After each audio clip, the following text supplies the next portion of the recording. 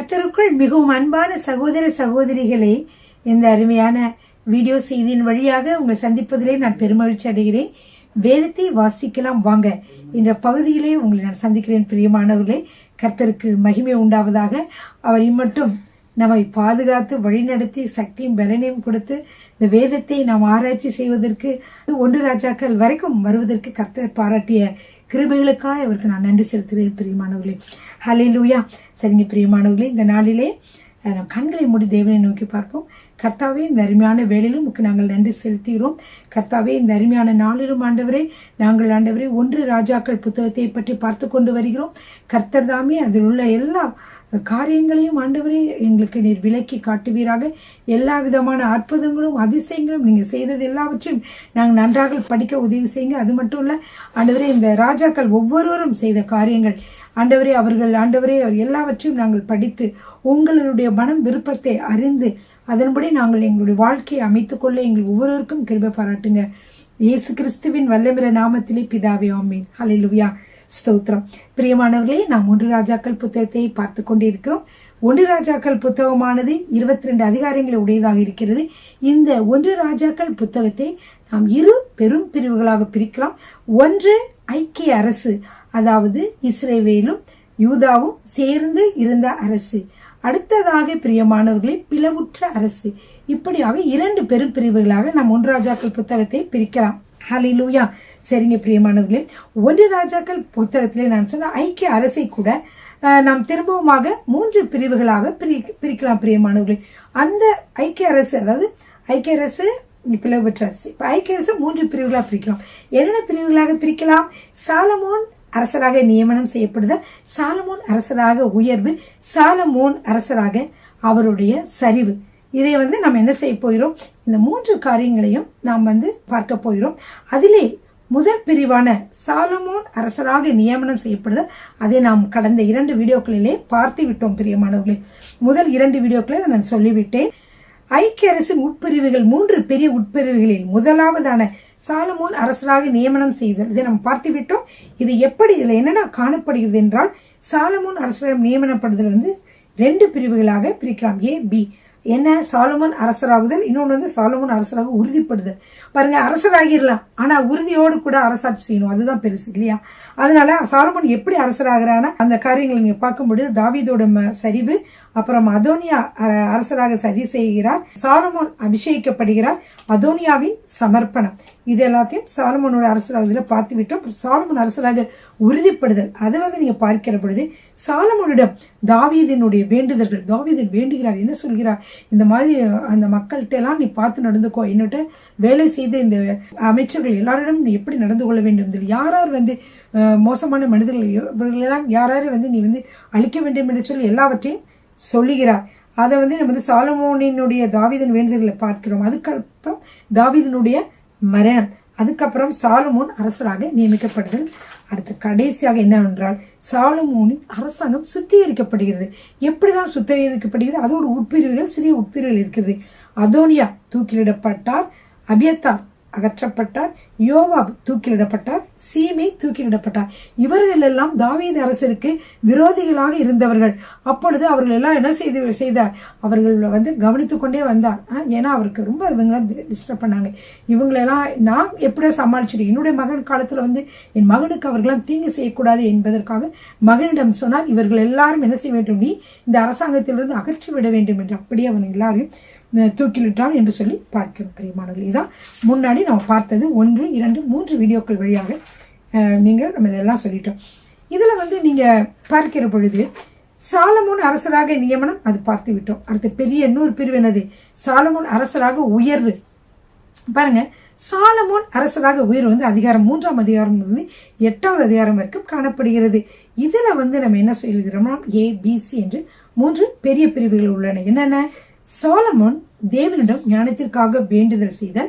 B Solomon இஸ்ரவேலில எப்படி நிர்வாகம் பண்ணுகிறார் என்று சொல்லி. 3வது தேவ ஆலயமும் சாலமோனின் அரண்மனை கட்டப்படுதலும். ஆக மொத்தத்தை 3 பிரிவுகளாக பிரிக்கலாம். எதிலேயே சாலமோன் அரசராக உயர்வு, அதுல அதை நம்ம பார்த்து விட்டோம். எதெல்லாம் பார்த்துட்டோம்? சாலமோனுடைய வேண்டுதல், அவர் ஞானத்திற்காக தேவனிடம் வேண்டுதல், அவர் வந்து 1000 பலிகளை இடுதல், கர்த்தர் அவருக்கு என்ன வேணும்னு கேட்கிறாரு, ஞானத்திற்காக வேண்டுதல் செய்கிறார்.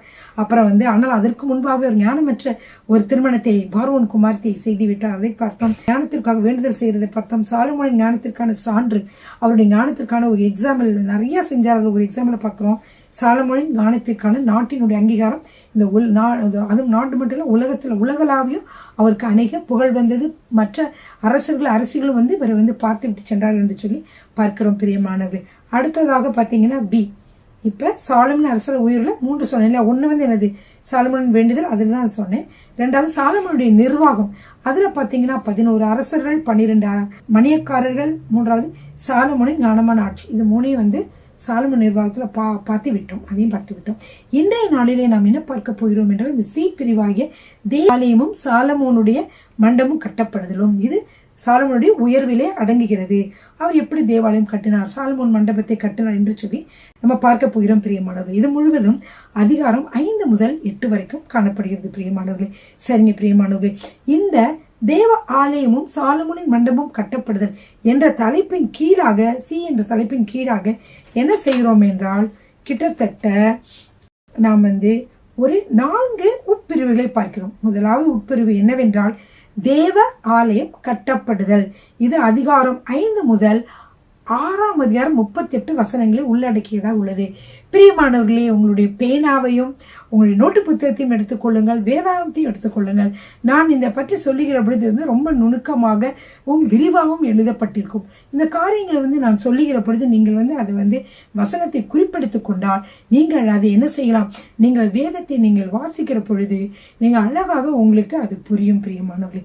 அதனாலதான் நீங்க வந்து அதை எழுதி வச்சுக்கணும். தேவ ஆலயம் கட்டப்படுதல். இப்ப தேவ ஆலயம் கட்டப்படுதல் எங்கே காணப்படுகிறது? அதிகாரம் 1 ராஜாக்கள் அதிகாரம் 5 முதல் அதிகாரம் 6ஆம் அதிகாரம் 38வது வசனம் வரைக்கும் காணப்படுகிறது பிரியமானவர்களே. அந்த தேவ ஆலயம் கட்டப்படுதல் இருக்கு இல்லையா, அதை நம்ம என்ன செய்கிறோம் என்றால் சிறிய பிரிவுகளாக 3 சிறிய பிரிவுகளாக பிரிக்கிறோம். அது 1 ஆலயத்தின் கட்டுமான பொருட்கள். தேவாலயம் கட்டப்படுகிறது. அப்ப என்னென்ன வேணும்? முதல்ல வந்து தேவாலயத்தினுடைய கட்டுமான பொருட்கள் பத்தி சொல்லப்பட்டிருக்கிறது. 5ஆம் அதிகாரம் 1 - 12 வசனங்கள். அடுத்தது ஆலயத்தின் கட்டுமான தொழிலாளர்கள் பற்றி, இதே அதிகாரம் 5 13வது வசனம் முதல் 18வது வசனம் வரைக்கும் காணப்படுகிறது. அப்புறம் ஆலயத்தை வந்து கட்டி முடித்தல், ஆலயத்தை காட்டி அதை முழுதும் முடிக்கிறார். அது 6ஆம் அதிகாரத்திலே 1வது வசனம் முதல் 38 வசனம் வரைக்கும் காணப்படுகிறது பிரியமானவர். இது வந்து தேவாலயம் கட்டப்படுதலின் கீழே வருகிறது. அடுத்ததாக சாலமோனின் அரண்மனை கட்டப்படுதல், சாலமோன் மண்டபம் அல்லது அவருடைய அரண்மனை கட்டப்படுகிறது. இந்த அதிகாரம் 7ஆம் அதிகாரத்திலே 1 - 12 வசனங்களை உடையதாக இருக்கிறது பிரியமானவர். அடுத்து 3வது பிரிவு என்னவென்றால் தேவ ஆலயத்தை அலங்கார பொருட்களால் அலங்கரித்தல். அடுத்து 4வது வந்து தேவ ஆலயத்தை பிரதிஷ்டை பண்ணுதல். அந்த பிரதிஷ்டை பண்ணுதல் வந்து அதிகாரம் 8ஆம் அதிகாரத்துல 1வது வசனம் முதல் 66 வசனங்களே காணப்படுகிறது. அதை எப்படி நான் சின்ன பிரிவா பிரிச்சிருக்கிறேன்னா, கர்த்தரின் உடன்படிக்கை பெட்டி திரும்ப வருதல், இது 8ஆம் அதிகாரம் 1வது வசனத்திலிருந்து 9வது வசனம் வரைக்கும்.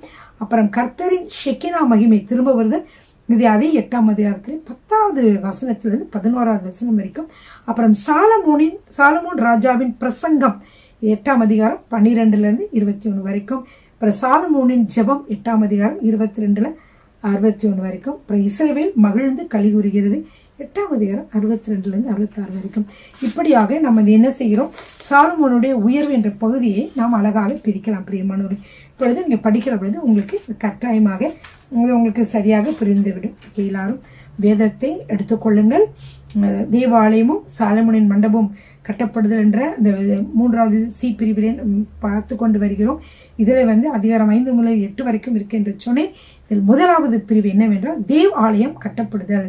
அதிகாரம் 5 நான் வாசிக்க போகிறேன். பிரியமானவர்களே, தேவ ஆலயம் கட்டப்படுதல் 1 ராஜாக்கள் 5ஆம் அதிகாரத்திலே காணப்படுகிறது. 1வது வசனத்துல பார்க்க போறோம். என்னவென்றால், சாலமோனை அவனுடைய பிதாவின் ஸ்தானத்தில் ராஜாவாக அபிஷேகம் பண்ணினார்கள் என்று தீர்வின் ராஜாவாகிய ஈராம் கேள்விப்பட்டு தன் ஊழியக்காரரை அவனிடத்தில் அனுப்பினான். ஈராம் தாவீதுக்கு சகல நாளும் சிநேகிதனாய் இருந்தார். சாலமோனுடைய தகப்பனாகிய தாவீதுக்கு ஒரு நண்பர் இருந்தார், அவர் பேர் ஈராம். இந்த ஈராம் தாவீதோடு மிகவும் நெருக்கமாக நண்பராக இருந்தார். எனவே அடுத்து தாவீது மரித்த பின்பு சாலமோன் அரசராக வந்த உடனே இவர் என்ன நினைக்கிறார் என்றால், சரி நம்மளுக்கு பிரியமான நம்முடைய நண்பருடைய மகன் அரசராக வந்திருக்கிறார் என்று சொல்லி என்ன சொல்கிறார் என்றால், அவர்களுடைய தன்னுடைய ஊழியக்காரரை என்ன செய்தார், அவர்களுக்கு அனுப்பி போய் பார்த்து விட்டு வாருங்கள், சாலமோன் அரசராக ஆயிருக்கிறார் என்று சொல்லி அனுப்பி விடுகிறார். அப்பொழுது சாலமோன் ஈராமினிடத்தில் ஆட்களை அனுப்பி என்ன சொல்கிறார் என்று சொல்லி பார்ப்போம். ஃபர்ஸ்ட் ஈராம் என்ன செய்கிறார், தீருவுடைய அரசன் ஈராம் என்ன செய்கிறார் என்றால் சாலமோன் கிட்ட அவருடைய ஆட்களை அனுப்புகிறார். சாலமோனுடைய மனம் மகிழ்ந்து அவர்கிட்ட என்ன சொல்கிறார் என்றால், அந்த ஈராமுக்கிட்ட மக்கள்கிட்ட சொல்லி அனுப்புகிறார். ஈராமின் ஆட்களை அனுப்பி சொல்கிறார். என்ன சொல்கிறார் என்றால் 3வது வசனத்துல பாருங்க, என் தகப்பனாகிய தாவீதின் சத்துருக்களை கர்த்தர் அவருடைய பாதங்களுக்கு கீழ்ப்படுத்தி விடும் அளவும் அவர்கள் தம்மை சுற்றிலும் செய்கிற யுத்தத்தினால் அவர் தம்முடைய தேவனாகிய கர்த்தருடைய நாமத்திற்கு ஆலயத்தை கட்ட அவருக்கு கூடாதிருந்தது என்று நீர் அறிந்திருக்கிறேன். ஆனாலும் இப்பொழுதோ என் தேவனாகிய கர்த்தர் எங்கும் எனக்கு இளைப்பாறுதலை தந்தார், விரோதியும் இல்லை இடையூறும் இல்லை. பிரியமானவர்களே, சாலமோன் ஈராம்கிட்ட சொல்றாரு, உங்களுக்கு தெரியும் என்னோட தகப்பனாகிய தாவீதோட காலத்துல தாவீது என்ன செய்தாரு, பகைவர்களுக்கு பயந்து ஒளிந்து கொள்வது அல்லது அவர்களை வெல்லுவது போரிடுவது இப்படிப்பட்ட காரியங்களிலே இருந்தார். என்னென்றால் எல்லா மக்களும் விரோதிகளும் தாவீதை எதிர்த்து வந்தார்கள். அதையெல்லாம் சரி செய்து இஸ்ரவேல் ராஜ்யத்தை நிலை நிறுத்துவதற்கு தாவீது மிகவும் பாடுபட்டு கொண்டிருந்தார். அதிலே அவர் போக்கஸ் ஆயிருந்தனால என்ன செய்யல, தேவாலயத்தை கட்ட முடியவில்லை. ஆனால் இந்த நேரத்திலே அவருடைய மகனாகி நான் அரசாட்சி செய்கிற நேரத்தில் மிகவும் அமைதியாக இருக்கிறது. இந்த நாட்களில் நான் என்ன செய்ய போகிறேன் என்றால் தேவனுடைய ஆலயத்தை கட்டப் போகிறேன் என்று சொல்லி அவர் சொல்லுகிறார். அது மட்டுமல்ல, இது தேவனே சொல்லி இருக்கிறார், அவர் சொன்னது அப்படியே நடக்கும். எனவே தேவன் என்ன சொன்னார் என்றால் 5வது வசனம், ஆகையால் நான் உன் ஸ்தானத்தில் உன் சிங்காசனத்தின் மேல் வைக்கும் உன் குமாரனே என் நாமத்திற்கு ஆலயத்தை கட்டுவான் என்று கர்த்தர் என் தகப்பனாகிய தாவீதினிடத்தில் சொன்னபடியே என் தேவனாகிய கர்த்தரின் நாமத்திற்கு ஆலயத்தை கட்ட வேண்டும் என்று இருக்கிறேன் அப்படின்னு சொல்லிட்டு சொல்றாரு. லீபனோனில் எனக்காக கேதுரு மரங்கள் எல்லாம் வெட்டி கொடுங்க. அப்புறம் அவங்க அந்த ஈராம் இருக்கார்ல, அவருடைய மக்கள் பேர் என்னவென்றால் சீதோனீர். அப்ப சொல்றாரு, சீதோனீரை போல யார் மரம் வெட்டு வேலையை நன்றாக செய்வாங்க, அவங்க தான் ரொம்ப பெஸ்டா செய்வாங்க. எனவே என்ன செய்யுங்கன்னா எனக்காக நீங்க உதவி செய்யுங்க, இந்த காலத்தை கட்ட போறேன் அப்படின்னு சொல்லிட்டு சில வேண்டுதல்களை ஈராம்கிட்ட சாலமன் சொல்லுகிறார். சாலமன் பெருமையாக, நான் ஞானத்திலே சிறந்தவன், எனக்கு கீழே எத்தனை பேர் கப்பம் கட்டி கொண்டு இருக்கிறார்கள், எனக்கு வரி செலுத்தி கொண்டு இருக்கிறார்கள், எத்தனையோ ராஜாக்களை நான் அடிமையாக நான் அவர்களை அரசாட்சி செய்து கொண்டு வருகிறேன் என்று பெருமிதமாக இல்லாமல் தனக்கு தகப்பனுடைய அந்த அரசரை அவர் என்ன செய்யறார், மிகவும் கனப்படுத்தி அவர்கிட்ட என்ன செய்யறார், ஹெல்ப் கேட்கிறார். ஈகோ பார்க்காமல் அவர்கிட்ட அவரால் முடிந்த காரியத்தை இதுல செய்யும்படியாக என்ன செய்யறார், அவர் கேட்கிறார். என்ன கேட்கிறார் என்று சொல்லி பார்ப்போம்.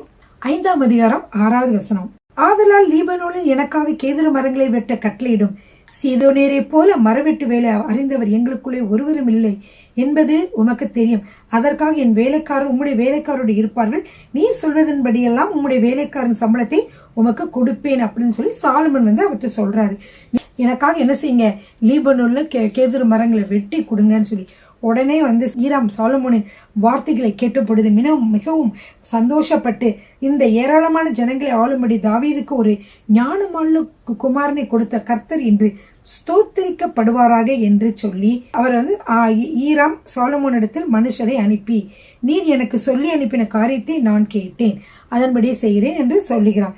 அப்போ ஈராம் சாலமோன் இடத்துல சொல்லுகிற பொழுது என்ன செய்ய, கர்த்தரை ஸ்தோத்திரிக்கிறார். அவருக்கு என்னோட ஃப்ரெண்டுக்கு ஒரு மகனை கொடுத்தார், அந்த மகனை அரண்மனையிலே சிங்காசனத்திலே வீட்டிற்கும்படி செய்தார் என்று சொல்லி அவரை கர்த்தருக்கே மகிமை உண்டாவதாக என்று சொல்லுகிறார். அதற்கப்புறம் அவர் சொல்லுகிறார், 8ஆம் வசனத்துல பார்க்கலாம், 4வது வரியிலிருந்து 8வது வசனத்துல, கேதுரு மரங்களுக்காகவும் தேவதாரி விருட்சங்களுக்காகவும் உம்முடைய விருப்பத்தின்படியெல்லாம் நான் செய்வேன். என் வேலைக்காரர் லீபனோனில் இருந்து அவைகளை இறக்கி கடலிலே கொண்டு வருவார்கள், அங்கே நான் அவைகளை தெப்பங்களாக கட்டி நீர் நியமிக்கும் இடத்துக்கு கடல் வழியாக அனுப்பி அவைகளை அவிழ்த்து ஒப்புவிப்பேன். அங்கே நீர் அவைகளை ஒப்புக்கொண்டு என் ஜனத்துக்கு ஆகாரம் கொடுத்து என் விருப்பத்தின்படி செய்ய வேண்டும் என்று சொல்ல சொன்னார். நான் வந்து உங்களுக்கு கேட்டபடியே எனக்கு தேவதார் மரங்கள் எல்லாம் கொடுக்குறேன். அதற்கு கைமாறாக என்னுடைய மக்கள் வருகிற பொழுது அவர்களுக்கு ஆகாரம் கொடுத்து அவர்களுக்கு நீங்கள் கொடுத்து அவர்களை நீங்கள் நான் விரும்புகிறபடி அவங்களுக்கு சம்பளம்லாம் கொடுத்து அனுப்புங்கன்னு சொல்லி ஈராம் சொல்லுகிறார். அப்படி சரி, அப்படியே வந்து ஈராம் சாலமோனுக்கு வேண்டிய மட்டும் கேதுரு மரங்களையும் தேவதாரி விருட்சங்களையும் கொடுத்து வந்தான். அவன் வந்து கேதுரு மரங்கள் தேவதாரி விருட்சங்களை யார் கொடுத்தது? ஈராம் கொடுத்து அனுப்பினான். அதற்கு சாலமன் வந்து என்ன செய்தார் என்று சொல்லி பார்க்கலாமா? 11வது வசனம், 5வது அதிகாரம் 11வது வசனம். சாலமோன் ஈராமின் அரண்மனைக்கு போஜனத்திற்காக 20,000 களம் கோதுமையையும் இடித்து பிழிந்த ஒலிவ மரங்களின் 20 கல எண்ணெயையும் கொடுத்தான். இப்படி சாலமோன் ஈராமுக்கு வருஷம் தோறும் கொடுத்து விடுவான். 20,000 கலம் கோதுமை. அது எவ்வளோ பெரிய பாத்திரம்னு தெரியல. அதே மாதிரி 20 கல எண்ணெய், அதுவும் பெரிய பாத்திரங்களை ஒரு வருடத்திற்கு அவங்களுக்கு கொடுத்து வந்தான். பிரியமானவர்களே, இப்படிலாம் செய்யணும்னா என்ன செய்யணும்? ஒரு ஞானமுள்ள இருதயம் இருக்கணும் இல்லையா? கர்த்தர் அவனுக்கு ஒரு ஞானமுள்ள இருதயத்தை கொடுத்திருந்தார். அதனாலதான் அழகா செய்யறான். அது மட்டும் இல்ல, அவன் என்னென்னலாம் பணியாட்கள் எப்படிலாம் வேலை வாங்கினான்னு பாருங்க. எல்லாத்திலும் கர்த்தருடைய ஞானம் அதிலே துணிப்பதை பார்க்கலாம். சரிங்க, 12வது வசனத்துல நான் வாசிக்கிறேன். கர்த்தர் சாலமோனுக்கு சொல்லியிருந்தபடியே அவனுக்கு ஞானத்தை தந்தருளினார். ஈராமுக்கும் சாலமோனுக்கும் சமாதானம் உண்டாயிருந்து இருவரும் உடன்படிக்கை பண்ணி கொண்டார்கள். அடுத்து பாருங்க, 13வது வசனத்துல ராஜாவாகி சாலமோன் இஸ்ரவேல் எல்லாரிலும் ஊழியத்திற்கு 30,000 அமைஞ்சி ஆட்களை பிடித்தான். 30,000 வேலையாட்கள். ஃபர்ஸ்ட் என்ன செய்யறான்? ஈராமோட வந்து உடன்படிக்கை பண்ணிக்கொண்டு அங்க இருக்க வேலையாட்களை வச்சு இந்த மரங்கள், கேதுரு மரங்கள் எல்லாம், ஆலயத்திற்கு தேவையான மரங்கள் எல்லாம் வச்சு என்ன செய்யறான்? அங்க இருந்து கொண்டு வர சொல்றான். கொண்டு வர சொல்லி அவங்களுக்கு கூலி கொடுக்குறான். அடுத்ததாக இங்கே இருக்கக்கூடிய யாரு? இந்த அவருடைய இஸ்ரவேல் தேசத்துல இருக்கக்கூடிய மக்கள்ல வந்து 30,000 பேரை செலக்ட் பண்றாரு. எதுக்குன்னா அங்க போய் வேலை செய்ய. எங்க? லீபனோன்ல போய் எடுத்து கொண்டு வர. லீபனோன்னு எங்க இருக்குன்னா அது வந்து தீரு தேசத்திலே இருக்கிறது. பிரியமானவர்களே, அப்படி அவன் என்ன செய்கிறான் என்றால் ஒரு மாதத்திற்கு அந்த அந்த 30,000 பேர் எப்படி வேலை வாங்குவார்னா 10,000 பேர் ஒரு மாதத்துல அப்ப வேலை செய்யணும். அடுத்த 2 மாதத்துக்கும் அவங்க என்ன செய்யணும்? வீட்டுல போய் ரெஸ்ட் எடுக்கணும். முதல் மாதத்துல லீபனோனுக்கு அனுப்பப்படுவார்கள். அங்கே வேலை செய்து முடிச்ச பிறகு மற்ற 2 மாதமும் வீட்டுல போய் ரெஸ்ட் எடுக்கணும். எவ்வளவு அருமையான வேலை இல்லையா? ரொம்ப கஷ்டப்படுத்தி டெய்லி வேலை செஞ்சு அவங்களை கஷ்டப்படுத்தாம அவங்களும் சுறுசுறுப்பா வேலை செய்யணும் அப்படின்பதற்காக அவர் அப்படி செய்திருந்தார். இப்போ 30,000 பேர் இருக்காங்க. முதல் 10,000 பேர், அடுத்த மாதத்துக்கு 10,000 பேர், அதுக்கு அடுத்து 100 மாதத்துக்கு 10,000 பேர், அப்படி மூணு இதா வந்து லீபனோனுக்கு அனுப்புவார்.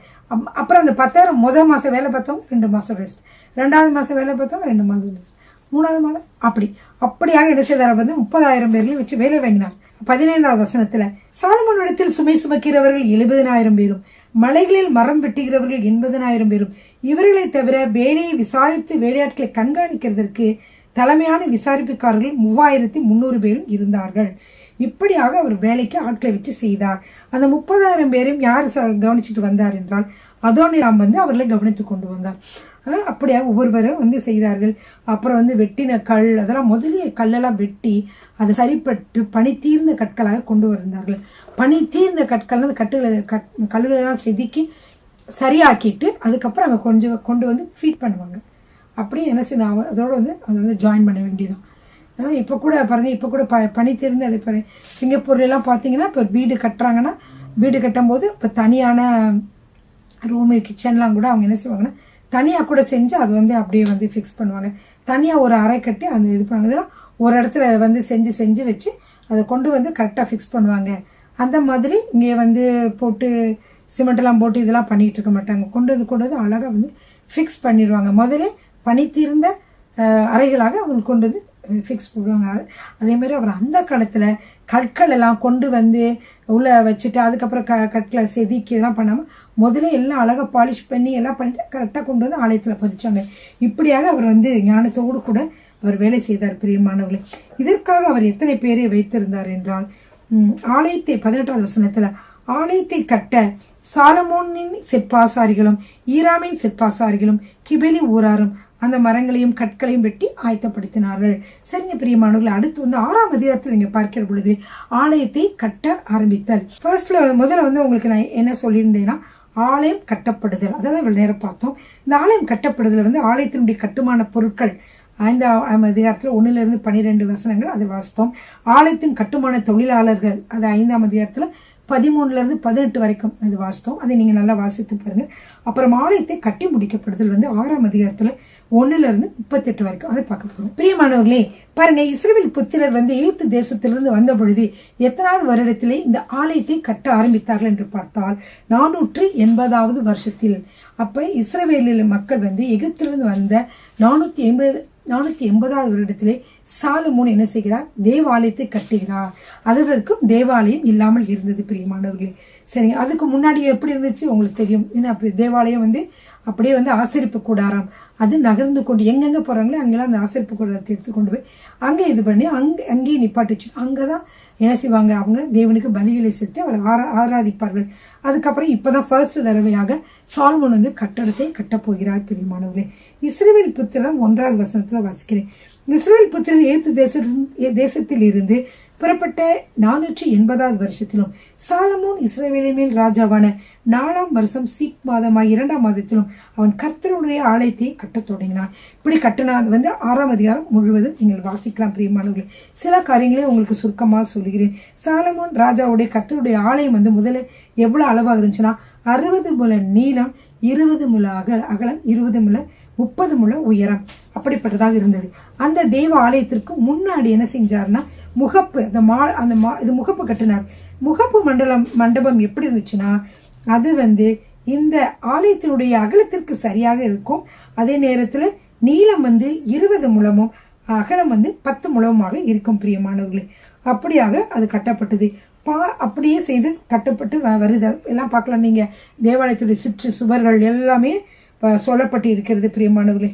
அப்புறம் நான் சொன்னேன் இல்லையா, அதே மாதிரி 6ஆம் அதிகாரம் 7வது வசனத்துல ஆலயம் கட்டப்படுகையில் அது பணிதீர்ந்து கொண்டு வரப்பட்ட கற்களாலே கட்டப்பட்டது. ஆகையால் அது கட்டப்படுகிற பொழுது கத்திகள், வாட்சிகள் முதலான எந்த இருப்பு ஆயுதங்களின் சப்தமும் அதிலே கேட்கப்படவில்லை அப்படின்னு சொல்லி பார்க்கிறோம்.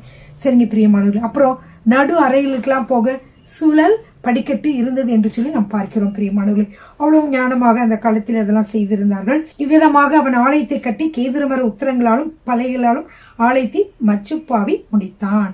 அதுக்கப்புறம் நீங்க பாத்தீங்கன்னா அது இப்படி செய்யும்போது கர்த்தருடைய வார்த்தை அவனோட ஆண்டவர் பேசுறார். என்ன பேசுறார் என்றால், நீ என் கட்டளையின்படி நடந்து என் நீதி நியாயங்களை நிறைவேற்றி, அதாவது 6ஆம் அதிகாரம் 12வது வசனம், நீ என் கட்டளைகளின்படி நடந்து என் நீதி நியாயங்கள் நிறைவேற்றி என் கட்டளைகளின்படியெல்லாம் நடந்து கொள்ளும்படிக்கு அவைகளை கை கொண்டால் நீ கட்டுகிற இந்த ஆலயத்தை குறித்து நான் உன் தகப்பனாய் தாவீதோடே சொன்ன என் வார்த்தையை உன்னிடத்தில் நிறைவேற்றி இஸ்ரவேல் புத்திரர் நடுவிலே வாசம் பண்ணி என் ஜனமாகி இஸ்ரவேலை கைவிடாதிருப்பேன் என்றார். அப்படியே சாலமோன் ஆலயத்தை கட்டி முடித்தான்.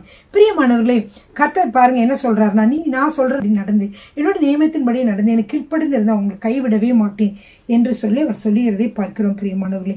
சரிங்க பிரியமானவர்கள், இப்படியாக ஆலயத்தின் சுவர்களை எப்படி கட்டினான், தலவரிசைய சுவர்களை எப்படி கட்டினான், அப்புறம் ஆலயத்திற்குள் இருக்கிற போது அதை அழகழகுபடுத்துறாங்க. அதை 18வது வசனத்துல வாசிக்கிறோம். ஆலயத்திற்குள் இருக்கிற கேதுரு மரங்களில் மொக்குகளும் மலர்ந்த பூக்களுமான சித்திர வேலை செய்திருந்தது. பார்வைக்கு ஒரு கல்லாகிலும் காணப்படாமல் எல்லாம் கேதுரு மரமாய் இருந்தது. கர்த்தருடைய உடன்படிக்கை பெட்டி வைக்கிறதற்கு ஆலயத்திற்குள்ளே சந்நிதி ஸ்தானத்தை ஆயத்தப்படுத்தினார். ஆனால் கர்த்தருடைய பெட்டியை வைக்கிறதுக்கு, உடன்படிக்கை பெட்டியை வைக்கிற இடத்துல பாத்தீங்கன்னா எங்கு பார்த்தாலும் தங்கத்தினாலே பொண்ணுனாலே அழகழகா அவன் செய்தான் பிரியமானவர்கள். அந்த வேலைப்பாடையெல்லாம் நீங்க வாசித்தீங்கன்னா 20வது வசனத்துல இருந்து காணப்படுகிறது. நான் கொஞ்சத்தை வாசிக்கிறேன். 20வது வசனம், சந்நிதி ஸ்தானம் முன்புற மட்டும் 20 முழ நீளமும் 20 முழ அகலமும் 20 முழ உயரமாய் இருந்தது. அதை பசும்பொன் தகட்டால் மூடினான். கேதுருமர பலிபீடத்தையும் அப்படியே மூடினான். ஆலயத்தின் உட்புறத்தை சாலமோன் பொன் தகட்டால் மூடி சந்நிதி ஸ்தானத்தின் மறைப்புக்கும் பொன் சங்கிலிகளை குறுக்கே போட்டு அதை பொன் தகட்டால் மூடினான். 22, இப்படி ஆலயம் முழுவதும் கட்டி தீரும் மட்டும் அவன் ஆலயம் முழுவதையும் பொன் தகட்டால் மூடி சந்நிதி ஸ்தானத்திற்கு முன்பாக இருக்கிற பலிபீடத்தை முழுவதும் பொன் தகட்டால் மூடினான். பிரியமானவர்களே, சந்நிதி ஸ்தானத்தில் ஒலிவ மரங்களால் 2 கேருபீன்களை செய்து வைத்தான். ஒவ்வொரு கேருபீன்களும் 10 முழ உயரமாய் இருந்தது. இந்த 10 முழ உயரமாய் இருந்துச்சு இல்லையா, இதையும் அப்படி என்ன செய்தான் என்றால் அவன் 28வது வசனத்துல வாசித்தீர்கள் என்றால் அந்த கேருபீன்களை பொன் தகட்டால் மூடினான் என்று சொல்லி பார்க்கிறோம். அப்படியே உள்ளும் புறம்பான ஆலயத்து தலவரிசையும் பொன் தகட்டால் மூடினான். அதுக்கப்புறம் பார்த்தீங்கன்னா 32வது வசனத்துல ஒலிவ மரமான அந்த இரட்டை கதவுகளில் அவன் கேருபீன்களும் பேருந்துகளும் மலர்ந்த பூக்களுமான சித்திரங்களை செய்து அந்த கேருபீன்களிலும் பேருந்துகளிலும் பொன் பதியத்தக்கதாய் பொன் தகட்டால் மூடினான். இப்படி தேவாலயத்தின் வாசலுக்கும் ஒலிவ மர நிலைகளை செய்தான். இப்படியாக அவன் எங்கெங்கெல்லாம் கதவுகள் எல்லாவற்றிலும் பிரியமானவர்களே பூக்கள் எல்லாம் செய்து எல்லாவற்றையும் பொன் தகட்டாலே மூடினான் என்று சொல்லி நாம் பார்க்கிறோம் பிரியமானவர்களே. அவைகளில் பாருங்க 35வது வசனத்துல அவைகளில் கேருபீன்களும் பேருந்துகளும் மலர்ந்த பூக்களுமான சித்திர வேலைகளை செய்து சித்திரங்களுக்கு சரியாக செய்யப்பட்ட பொன் தகட்டினாலே அவைகளை மூடினான். இப்படியாக அவன் எல்லாவற்றையும் செய்கிறான்.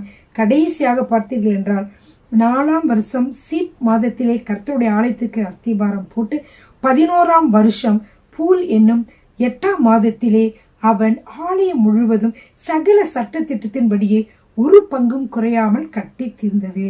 அவன் அதை கட்டி முடிக்க 7 வருஷம் சென்றது. பிரியமானவர்களே, தேவனுடைய ஆலயத்தை கட்டி முடிக்க அவர் என்ன செய்தார்? 7 வருடங்கள் இதற்காக உழைத்தார் என்று சொல்லி பார்க்கிறோம். எல்லோரும் சேர்ந்து கட்டினார்கள். மிகவும் ஞானத்தோடு கூட கட்டினான், பொற்தகடுகளால் கட்டினான் என்று சொல்லி பார்க்கிறோம் பிரியமானவர்களே. அடுத்ததாக அவனுடைய 7ஆம் அதிகாரம் 1ஆம் வசனத்திலே பார்க்கிறோம். சாலமோன் தன் அரண்மனை முழுவதையும் கட்டி முடிக்க 13 வருஷம் சென்றது. அப்புறம் அதை 7 கட்டினாலே அவனுடைய அரண்மனை வேறு கட்டினான். அதை 13 வருஷங்கள் சென்றது என்று சொல்லி பார்க்கிறோம் பிரியமானவர்களே. அதனுடைய பிரம்மாண்டமெல்லாம் பார்த்தா நம்மளுக்கு டைமே பார்த்தாது, அந்த மாதிரி இருக்கிறது. இதுல 7ஆம் அதிகாரம் 1வது வசனம் வாசித்துட்டு 2வது வசனம் அவன் லீபனோன் வனம் என்னும் மாளிகையும் கட்டினான். அது 100 முழ நீளமும் 50 முழ அகலமும் 30 முழ உயரமுமாய் இருந்தது. அதை கேதுரு மர உத்தரங்கள் பாவப்பட்ட கேதுரு மர தூண்களின் 4 வரிசைகளில் கட்டினான். இப்படியாக நாம் சாலமோனுடைய எப்படி ஆலயத்தை கட்டினார் என்று சொல்லி பார்க்கிறோம். தாவீது கட்ட வேண்டும் என்று இருந்தால் அவர் கட்டவில்லை. ஆனால் அதற்குரிய பொன் வெள்ளி எல்லாவற்றையும் சவதரித்து சேர்த்து வைத்திருந்தார்.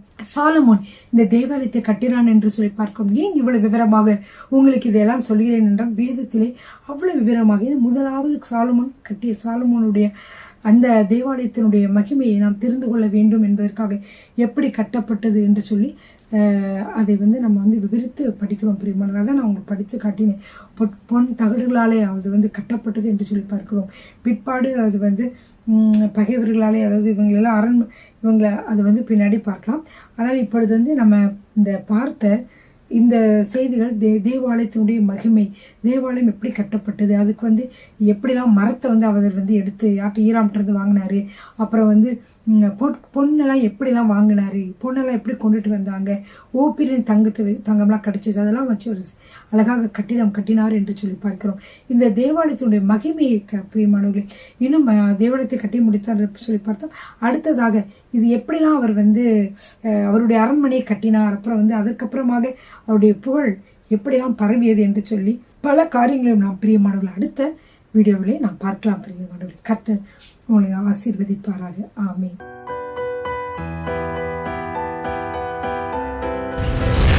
கர்த்தர் உங்களை ஆசீர்வதிப்பாராக.